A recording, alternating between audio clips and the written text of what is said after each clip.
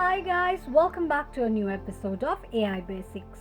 Today in this video, I'm going to show you how you can log out of your ClickUp account. Keep watching the video till the end. To log out of your ClickUp account, firstly go ahead and open up your Google search. On the search box at the top, type in clickup.com and make a search. Make sure that you're logged into your account and you'll end up in the home page of ClickUp. Tap on your profile name at the top left corner of the screen. From the drop-down, click on Settings option. Now all you need to do is scroll all the way down and tap on Logout option.